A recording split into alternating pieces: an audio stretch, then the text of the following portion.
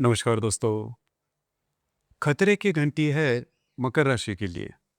दिसंबर महीने में सबसे महत्वपूर्ण ग्रह आपके राशि के शत्रु ग्रह रवि मंगल यह आपके व्यय भाव में भ्रमण करने जा रहे हैं। उसी प्रकार आपके राशि के शुभ ग्रह जैसे कि शुक्र और बुध ये भी आपके व्यय भाव में भ्रमण करने जा रहे हैं। अब यहाँ पर एक बात जो है यह आपके लिए बहुत ही महत्वपूर्ण और शुभ फलदायी भी होने वाली है। जैसे कि आपके राशि का जो स्वामी है शनि, जो कि आपके तृतीय भाव में भ्रमण कर रहा है, मार्गस्थ हो चुका है। तो कुल मिला के देखा जाए तो दिसंबर का जो महीना है वो मकर राशि के लिए किस प्रकार का होगा? आपके राशि का ऐसा कौन सा क्षेत्र है जो कि सबसे ज्यादा प्रभावित होने वाला है? ऐसी कौन सी बातें हैं जो कि ध्यान में लेने आवश्यक है? ऐसी कौन सी बातें हैं जो कि टालनी ज्यादा आवश्यक है? सभी के बारे में डिटेल में चर्चा इस वीडियो में हम करने वाले हैं। तो सबसे पहले हम चर्चा करेंगे कि आपका जो स्वास्थ्य है मानसिक या फिर शारीरिक वह किस प्रकार का होगा। जैसे कि आपके राशि का जो स्वामी है शनि जो कि आपके तृतीय भाव में भ्रमण कर रहा है, पिछले करीबन 2.5 से 3 महीने में यह वक्री था, लेकिन यह अब जाके मार्गस्थ हो चुका है। उसी प्रकार आपके राशि का जो षष्ठेश है बुध, यह आपके दशम लाभ और व्यय भाव में भ्रमण करने जा रहा है। उस प्रकार आपके षष्ठ भाव में गुरु जो है वो वक्री होकर दिनांक 5 दिसंबर को षष्ठ भाव में आने वाला है। उसी प्रकार राशि का नंबर 1 का अशुभ फलदायी ग्रह रवि, यह रवि आपके लाभ भाव में भ्रमण कर रहा है। करीबन 16 तारीख के बाद यह रवि आपके व्यय भाव में भ्रमण करने जा रहा है। उसी प्रकार आपके व्यय भाव में मंगल भी 8 तारीख के बाद आ जाएगा, वहीं पर शुक्र और बुध भी विराजमान होंगे। कुल मिला के देखा जाए तो ये जो संपूर्ण महीना है इसमें आपकी थोड़ी दौड़ धूप हो सकती है। यहाँ पर 2-3 बातें हैं जिस पर ध्यान देना बहुत ही ज़्यादा आवश्यक होगा। दिसंबर के करीबन 16-17 तारीख के बाद का जो समय है, यह आपके लिए स्ट्रेसफुल साबित होने वाला है।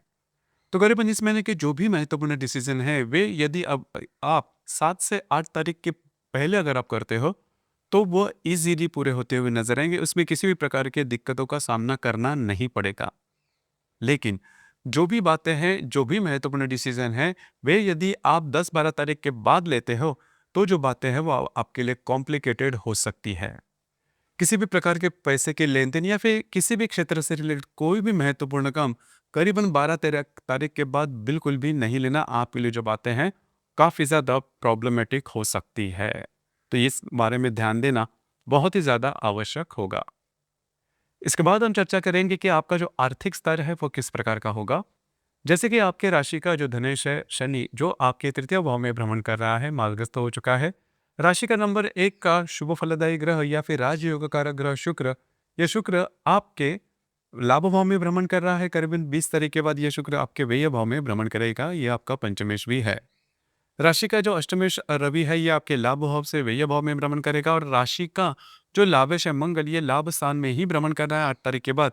यह भी आपके व्यय भाव में भ्रमण करने जा रहा है। तो कुल मिला के देखा जाए इस महीने में फाइनेंशियल क्रंचेस जो है वो ज्यादा देखे जा सकते हैं।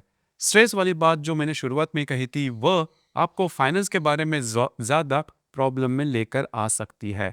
तो थोड़ा सा आपके जो भी पैसे के मामला हो वो थोड़े से आपको क्लियर रखना ज्यादा आवश्यक होगा।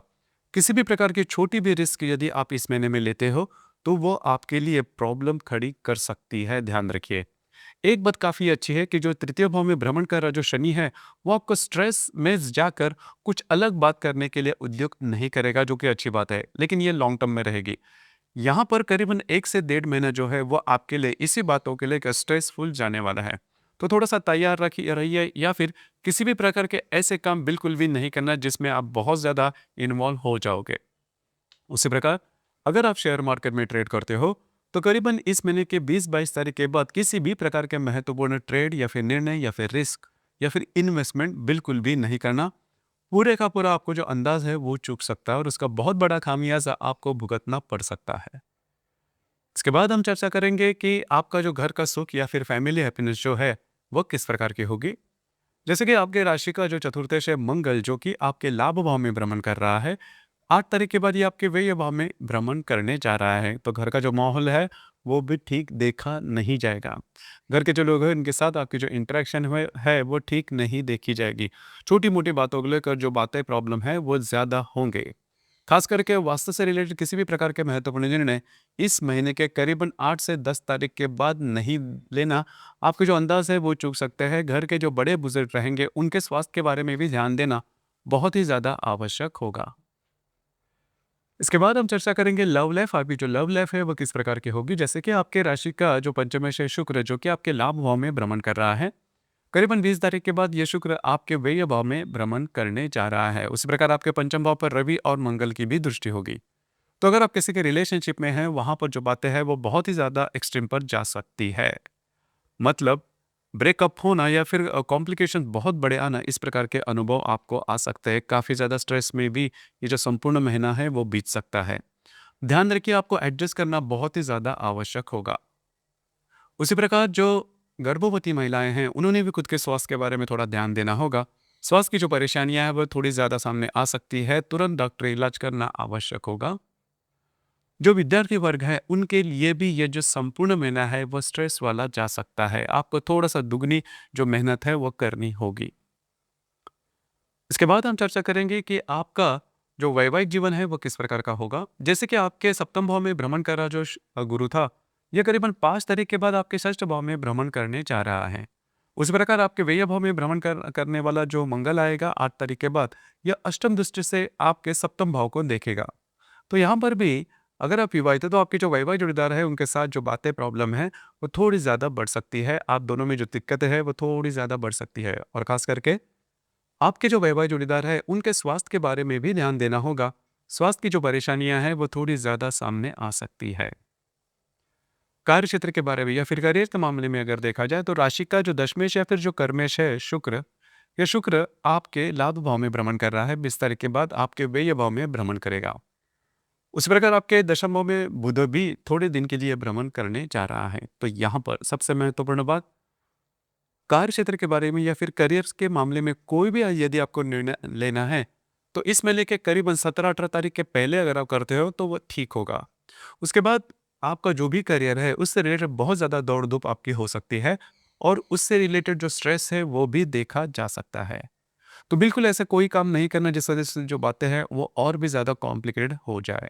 इन चीज़ों पर ध्यान देना बहुत ही ज़्यादा आवश्यक होगा। कुल मिला के देखा जाए तो ये जो संपूर्ण महीना है इसमें बहुत सारे महत्वपूर्ण जो 4 ग्रह है ये आपके व्यय भाव में भ्रमण करने जा रहे हैं।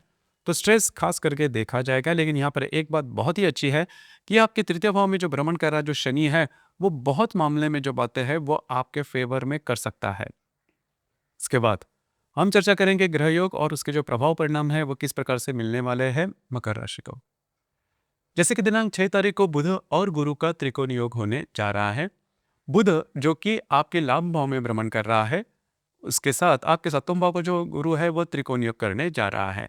अब ये जो त्रिकोण योग है खास करके आपके जो वैवाहिक जोड़ीदार है उनके साथ आपकी जो इंटरेक्शन है वो काफ़ी अच्छी देखी जाएगी। उनके साथ कहीं बाहर घूमना फिरना भी हो सकता है। उस पर का दिनांक 7 तारीख को बुध और शनि का भी त्रिकोण योग होने जा रहा है। बुध जो कि आपके लाभ भाव में भ्रमण कर रहा है उसके साथ आपके तृतीय भाव का जो शनि है वो त्रिकोण योग करने जा रहा है। यह जो त्रिकोण योग है इस संपूर्ण महीने में सबसे महत्वपूर्ण और शुभप्रदायी योग होगा आपके लिए। पैसे के मामले में जो भी आपके रुके हुए काम हैं वे पूरे होते हुए नजर आएंगे। डॉक्यूमेंटेशन या फिर किसी भी प्रकार के महत्वपूर्ण काम की शुरुआत इन दिनों में आप कर सकते हो। आपका मूड कॉन्फिडेंस भी काफी अच्छा देखा जाएगा। इसी प्रकार दिनांक 8 तारीख जो है इसमें शनि और मंगल का केंद्र योग होने जा रहा है। मंगल जो कि आपके व्यय भाव में भ्रमण करेगा उसके साथ आपके तृतीय भाव का जो शनि है वह केंद्र योग करने जा रहा है। इस महीने का सबसे अशुभ फलदायी यह ग्रह योग होगा क्योंकि यह जो ग्रह योग है वो दृष्टि अधिष्ठित है। इस लिहाज से अगर आप किसी भी व्याधि से पीड़ित है या फिर अगर आपके जीवन में अ, पैसे से रिलेटेड फाइनेंस से रिलेटेड कोई प्रॉब्लम चल रही है या फिर आपके जो वैवाहिक जोड़ीदार उनके साथ भी अगर कोई प्रॉब्लम चल रही है तो ये जो बात है दिनांक 8 तारीख को बहुत ही ज़्यादा इंटेंस हो सकती है। काफ़ी ज़्यादा स्ट्रेस देखा जा सकता है। मौनम सर्वत्र साधनम, किसी भी प्रकार के ऐसे निर्णय नहीं लेना जिस वजह से आप बहुत ज़्यादा प्रॉब्लम में आ सकते हो। इस प्रकार के निर्णय नहीं लेना। देखिए जो ग्रह है ये आपके विरोध में जा चुके हैं।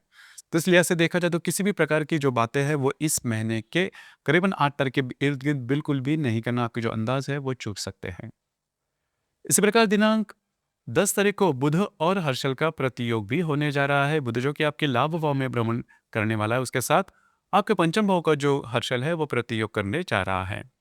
खास करके आपके जो मित्र परिवार है उनके साथ छोटी-मोटी बातों को लेकर तकरार हो सकती है। इन दिनों में फाइनेंस से रिलेटेड किसी भी प्रकार के महत्वपूर्ण निर्णय नहीं लेना, आपके जो अंदाज़ है वो चूक सकते हैं। दिनांक 11 तारीख को बुध और नेपच्यून का त्रिकोण योग होने जा रहा है। बुध जो कि आपके लाभ भाव में भ्रमण करेगा, उसके साथ आपके तृतीय भाव को जो नेपच्यून है वो त्रिकोण योग करने जा रहा है। चिंता ना करें, कुछ अच्छे इंट्यूशंस आपको इन दिनों में मिल सकते हैं। उसी प्रकार जो भी आप काम हाथ में लोगे उससे रिलेटेड कुछ बहुत बढ़िया आइडिया आपके मन में भी आ सकता है, जो कि भविष्य में जाके आपके लिए लाभदायी साबित होगा। दिनांक 21 तारीख को शनि और शुक्र का केंद्र योग होने जा रहा है। शनि जो कि आपके तृतीय भाव में भ्रमण कर रहा है, उसके साथ आपके व्यय भाव को जो शुक्र है वह केंद्र योग करने जा रहा है। तो यहाँ पर किसी भी प्रकार के महत्वपूर्ण निर्णय या फिर पैसे से रिलेटेड जो भी बातें हैं, मतलब लोन लेना, लोन देना, इस प्रकार से बातों से, इस प्रकार के बातों से थोड़ा दूर रहना आवश्यक होगा।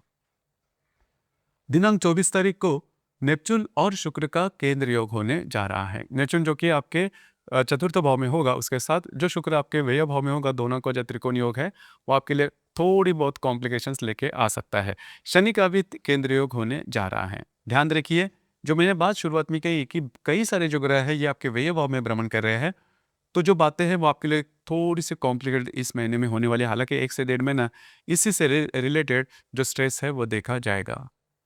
इस महीने की जो पूर्णिमा है वो दिनांक 4 तारीख को है और जो अमावस है वो 20 तारीख को है। पूर्णिमा और अमावस के दिन किसी भी प्रकार के ऐसे निर्णय नहीं लेना जिस वजह से आपके जीवन की दिशा ही बदल जाए। विवादों में बिल्कुल भी नहीं जाना। मुझे पता है कि इसके पहले के जो भी महीने थे ये भी आपके लिए ठीक नहीं चल रहे थे, और आगे जाके जो बातें हैं वो आप और भी आपके लिए ट्रैप करने वाली हैं। तो ध्यान रखिए, सीधे सीधे चलिए, आउट ऑफ द वे जाके काम नहीं करना, बड़ी रिस्क बिल्कुल भी नहीं करना, उस रिस्क में आप फंस सकते हो। तो दोस्तों, ये था मकर राशि का दिसंबर 2025 का संपूर्ण राशिफल। धन्यवाद।